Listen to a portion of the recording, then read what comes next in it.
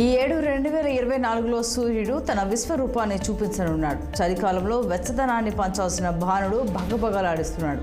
ఇందుకు సంకేతంగానే మార్చి చివరిలో రావాల్సిన ఎండలు ఫిబ్రవరి మొదట్లోనే వచ్చేశాయి. దీంతో రాబోయే రోజులు ఎలా గడుస్తాయోనని ప్రజలు భయాందోళనకు గురవుతున్నారు. ఈ క్రమంలో ఐఎండీ కీలక ప్రకటనను జారీ చేసింది. ఈ వేసవి కాలంలో భానుడు తన ప్రతాపాన్నంతా చూపిస్తాడని పేర్కొంది. ఎల్ నీనో పరిస్థితులు బలహీనపడ్డప్పటికీ అవి ఇంకా చురుగ్గానే ఉన్నాయని, వాటి ప్రభావం మే వరకు కొనసాగే అవకాశం ఉందని ఐఎండీ అంచనా వేసింది. దేశంలోని చాలా ప్రాంతాల్లో మార్చి నుంచి మే వరకు పగలు రాత్రి ఉష్ణోగ్రతలు సాధారణం కంటే ఎక్కువగా నమోదవుతాయని భారత వాతావరణ విభాగం అంచనా వేసింది. ఎన్నికల ప్రచారానికి జనసేనాని వారాహితో సిద్ధమవుతున్నారు. ప్రచారంలో భాగంగా ఈ నెల 27 నుంచి కీలక స్థానాల్లో పవన్ కళ్యాణ్ పర్యటించనున్నారు. ఉత్తరాంధ్రలో వారాహి వాహనం మీద పవన్ కళ్యాణ్ ప్రచారం నిర్వహించనున్నారు. జిల్లాల పర్యటన అనంతరం కనుమరుగైన వారాహి వాహనం గత కొంతకాలంగా నియోజకవర్గం కార్యాలయంలోనే ఉంది. ఎన్నికల ప్రచార నేపథ్యంలో వారాహి వాహనం హైదరాబాద్ నుంచి మంగళగిరికి రానుంది. ఢిల్లీ ఈడీ కార్యాలయంలో ఎమ్మెల్సీ కవిత విచారణ కొనసాగుతూనే ఉంది. ఈ మేరకు కవిత పిఏలు రోహిత్ రావు, రాజేష్లను ఈడీ అధికారులు విచారించారు. ఈ విచారణలో కవితకు సంబంధించిన కీలక ఆదేశాలను వారి వద్ద నుంచి రాబట్టినట్టు తెలుస్తోంది. అయితే తనది అక్రమ అరెస్టు అంటూ సుప్రీంకోర్టులో కవిత వేసిన పిటిషన్పై రేపు విచారణ జరగనుంది. ఈ నేపథ్యంలో కవిత తన తల్లి శోభను కలిసే అవకాశం ఉన్నట్టు తెలుస్తోంది. దేశ రాజధాని ఢిల్లీలో ప్రమాదం చోటు చేసుకుంది. ఒక పురాతన భవనం ఒక్కసారిగా కుప్పకూలి 2 మృతి చెంది యువకుడు తీవ్రంగా గాయపడ్డారు. గాయపడిన వ్యక్తిని చికిత్స నిమిత్తం ఆసుపత్రికి తరలించారు. ఢిల్లీ పోలీసులు తెలిపిన వివరాల ప్రకారం ఢిల్లీలోని వెల్కమ్ ప్రాంతంలోని కబీర్ నగర్లో నిర్మాణంలో ఉన్న పాత భవనం ఒక్కసారిగా కుప్పకూలిపోయింది. ప్రమాదం జరిగిన వెంటనే స్థానికులు పోలీసులకు సమాచారం అందించారు. వారు సంఘటనా స్థలానికి చేరుకుని సహాయక చర్యలు చేపట్టారు. తెలంగాణ నూతన గవర్నర్ రాధాకృష్ణన్ యాదాద్రి శ్రీ లక్ష్మీ నరసింహస్వామి వారిని దర్శించుకున్నారు. ఈ నేపథ్యంలో ఆలయ సంప్రదాయం ప్రకారం అర్చకులు, అధికారులు స్వాగతం పలికారు. దేశంలో వివిధ భాషలు మాట్లాడేవారు ఉన్నప్పటికీ, వివిధ కులాల వారు ఉన్నప్పటికీ దేశ సంస్కృతి సాంప్రదాయం ప్రకారం ఐక్యంతో ఉంటున్నామని రాధాకృష్ణన్ పేర్కొన్నారు. గవర్నర్ బాధ్యతలు స్వీకరించిన అనంతరం చారిత్రాత్మక పురాతన ఆలయం అయిన 1000 ఏళ్లు చెక్క చెదరకుండా ఆలయం నిర్మించారని కొనియాడారు. ఆలయాన్ని ఎంతో అభివృద్ధి చేశారని గవర్నర్ రాధాకృష్ణన్ వెల్లడించారు. ప్రకాశం జిల్లా ఒంగోలులో భారీ మొత్తంలో నగదును పోలీసులు పట్టుకున్నారు. ఒంగోలు నెల్లూరు బైపాస్లో ఎన్నికల తనిఖీల్లో భాగంగా కారులో 24,57,000 రూపాయలను తరలిస్తుండగా ఫ్లయింగ్ స్క్వాడ్ పట్టుకున్నారు. ఈ డబ్బుకు సరైన ఆధారాలు లేకపోవడంతో ఒంగోలు ఎంఆర్ఓ ఆధ్వర్యంలో డబ్బును సీజ్ చేసి తాలూకా పోలీస్ స్టేషన్కు తరలించారు. పట్టుబడిన నగదు కందుకూరు వద్ద ఫ్యాక్టరీలో పనిచేస్తున్న బీహార్ కూలీలకు ఇచ్చేందుకు ఒంగోలులోని ఓ అపార్ట్మెంట్ నుంచి తీసుకెళ్తున్నట్టు వెల్లడించారు. ఈ నగదుపై సరైన ఆధారాలు లేకపోవడం, ఎన్నికల నిబంధనలు అమల్లో ఉండటం వల్ల ఈ డబ్బును సీజ్ చేసినట్టు ఎంఆర్ఓ తెలిపారు. రాజకీయ పార్టీలు ప్రకటిస్తున్న అసంబద్ధ ఉచిత హామీలపై నిషేధం విధించాలంటూ దాఖలైన ప్రజా ప్రయోజన వ్యాజ్యంపై విచారణ జరిపేందుకు సుప్రీంకోర్టు అంగీకరించింది. ఈ పిటిషన్ గురించి మేము మాట్లాడుకున్నాం. ఇది చాలా ముఖ్యమైన విషయం. దీన్ని రేపు జాబితాలో ప్రస్తావిస్తామని ప్రధాన న్యాయమూర్తి జస్టిస్ డివై చంద్రచూడ్ నేతృత్వంలోని త్రిసభ్య ధర్మాసనం పేర్కొంది. వచ్చే నెల 19 నుంచి సార్వత్రిక ఎన్నికలు ప్రారంభం కానున్న నేపథ్యంలో ఈ బిల్లును న్యాయస్థానం విచారణకు స్వీకరించడం ప్రాధాన్యత సంతరించుకుంది. బిల్లులో న్యాయవాది అశ్విని ఉపాధ్యాయ్ రాజకీయ లబ్ధి పొందేందుకు ప్రకటించే ఉచిత హామీలపై నిషేధం విధించాలని కోరారు. జపాన్లోని ముట్సు ద్వీపంలో ఘోర ప్రమాదం చోటు చేసుకుంది. దక్షిణ కొరియా జెండాతో ప్రయాణిస్తున్న కియో యంగ్సన్ అనే రసాయన ట్యాంకర్ నౌక బోల్తా పడింది. ఈ ప్రమాదంలో 8 మంది ప్రాణాలు కోల్పోయినట్లు అధికారులు వెల్లడించారు. ఒకరు ప్రాణాలతో బయటపడగా మరో 2 వ్యక్తుల కోసం గాలింపు చర్యలు చేపట్టినట్లు తెలిపారు.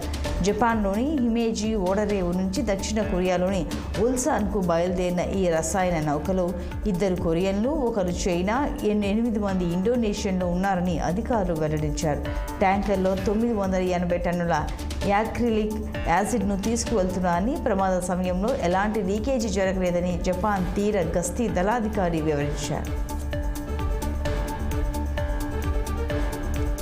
రష్యా అధ్యక్షుడు పుతిన్కు భారత ప్రధాని నరేంద్ర మోడీ శుభాకాంక్షలు తెలిపారు. 5వసారి రష్యా అధ్యక్షుడిగా ఎన్నికైనందున ఇద్దరు నేతల మధ్య జరిగిన టెలిఫోన్ సంభాషణలో అంతర్జాతీయ సమస్యలపై తమ అభిప్రాయాలను పంచుకున్నారు. రష్యా ఉక్రెయిన్ వివాద పరిష్కారానికి చర్చలు, దౌత్యపరమైన చర్యలే శరణ్యమని ప్రధాని మోడీ మరోసారి పుతిన్కు సూచించారు.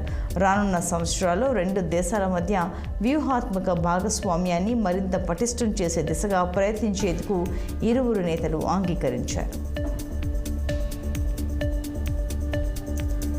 ఈ నెల 22న బీజేపీ ముఖ్య నేతలు ఢిల్లీకి వెళ్లనున్నారు. కమలం పార్టీ సెంట్రల్ ఎలక్షన్ కమిటీ సమావేశంలో పాల్గొనున్నారు. పెండింగ్ స్థానాలకు అభ్యర్థుల ఎంపికపై చర్చించే అవకాశం ఉంది.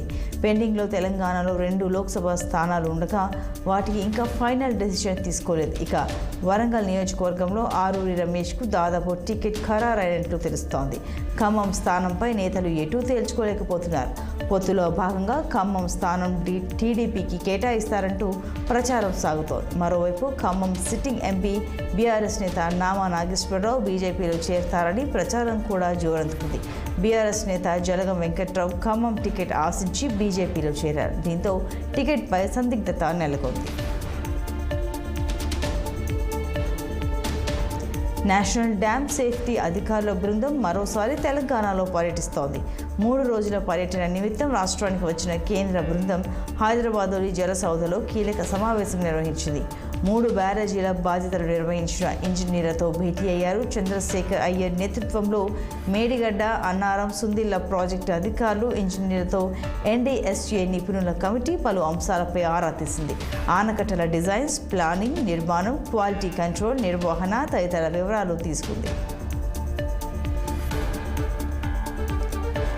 పార్లమెంటు ఎన్నికల వేళ తెలంగాణలో రాజకీయాలు వేడెక్కాయి. ప్రధాన పార్టీలకు చెందిన నేతలు ఎన్నికల ప్రచారం ముమ్మరం చేశాయి. ఈ మేరకు బీజేపీ మెదక్ పార్లమెంటు అభ్యర్థి రఘునందన్ రావు ప్రచారంలో దూసుకుపోతున్నారు. మరోసారి మెదక్ పార్లమెంటు సీటును కమలం పార్టీ కైవసం చేసుకోబోతోందని రఘునందన్ రావు తెలిపారు. దేశ ప్రజలు నరేంద్ర మోడీ పాలనను ఆశీర్వదించనున్నారని ఆశాభావం వ్యక్తం చేశారు. గత బీఆర్ఎస్ ప్రభుత్వం అవలంబించిన తీరునే రాష్ట్రంలో కాంగ్రెస్ పార్టీ అవలంబిస్తోందని మండిపడ్డారు. సిద్దిపేట కమలం పార్టీ కార్యకర్తల సమావేశంలో ఈ వ్యాఖ్యలు చేశారు రఘునందన్ రావు.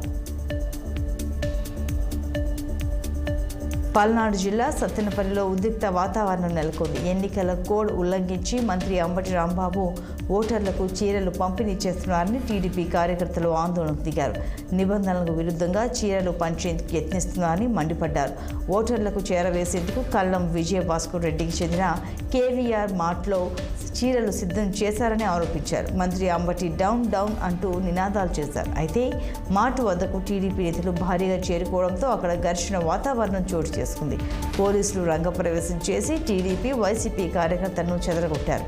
ఎన్నికల నిబంధనలు పాటించని వైసీపీ నాయకుడిపై చర్యలు తీసుకోవాలని డిమాండ్ చేశారు. మరోవైపు టీడీపీ కార్యకర్తల ఫిర్యాదు మేరకు అధికారులు కేవీఆర్ మార్ట్లో తనిఖీలు నిర్వహించారు. గుంటూరు జిల్లా నరసరావుపేట టీడీపీలో టికెట్ల రగడ పొలిటికల్ లీడర్ ప్రాణం మీదకు తెచ్చింది. అసెంబ్లీ టికెట్ను చదలవాడ అరవింద్ బాబుకు ఇవ్వాలంటూ నరసరావుపేట మాజీ market yard chairman Pulimi Ramireddy ఆత్మహత్య యత్నానికి పాల్పడ్డారు. టికెట్ విషయానికి సంబంధించి రామిరెడ్డి కార్యకర్తలతో సమావేశం నిర్వహించారు. అయితే చదలవాడకు టికెట్ ఇవ్వాల్సిందే అని పట్టుబడుతూ సమావేశంలోనే పులిమిరెడ్డి పురుగుల మందు తాగేశారు. దీంతో అపస్మారక స్థితిలోకి వెళ్లిన ఆయన్ను బంధువులు హుటాహుటిన ఆసుపత్రికి తరలించారు. ప్రస్తుతం రామిరెడ్డికి ఆసుపత్రిలో చికిత్స కొనసాగుతోంది. అయితే అరవింద్ బాబుకి టికెట్ రాకపోతే ఎంపీ లావు కృష్ణదేవరాయలదే పూర్తి బాధ్యత అని పులిమి రామిరెడ్డి అన్నారు.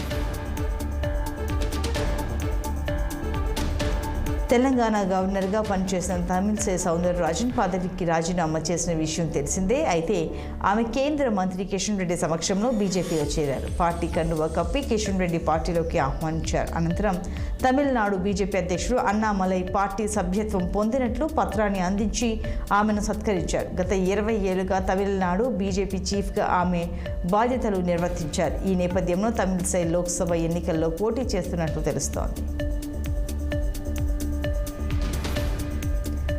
రాష్ట్రంలో పంట నష్టాన్ని అంచనా వేసి రైతులకు నష్టపరిహారం అందిస్తామని మంత్రి కోమటిరెడ్డి వెంకటరెడ్డి తెలిపారు. అలాగే రైతుల్ని రైస్ మిల్లర్లు ఇబ్బంది పెడితే సహించేది లేదన్నారు.